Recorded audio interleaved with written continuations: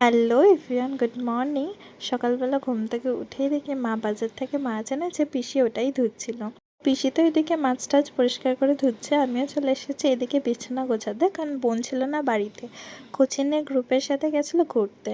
ওকে বানিয়ে দিয়েছিলাম আগের দিন রুটি আর তড়কা, ওটাই আমি ব্রেকফাস্ট করেছিলাম। পিসি কেটে দিচ্ছিল সবজি, আর কাজ করতে গিয়ে একটা আকাশ হয়ে গেছে, বেসিনের পাইপটা ফুটো হয়ে গেছিলো, যার কারণে রান্না করতে অনেকটাই দেরি হয়ে গেছিলো। তো কিছু মাছ রান্নার জন্য রেখে কিছু মাছ ফ্রিজে ঢুকিয়ে দিয়েছিলাম।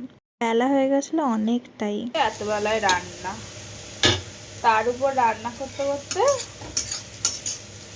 মাথাটা কেমন যন্ত্রণা করছে। মন বলছে একটু স্নান করে আসি। স্নান করে এসে বাকি রান্নাটা করবো। ভেবেছিলাম স্নান করে এসে রান্না করবো, কিন্তু মাছ টাছ আর স্নান করে এসে রান্না করা যায় না। এই সব রান্না টান্না করে একেবারে গ্যাস ট্যাস পরিষ্কার করে নিয়েছিলাম। চলো দেখা যাচ্ছে নতুন একটা ভিডিওতে। টাটা।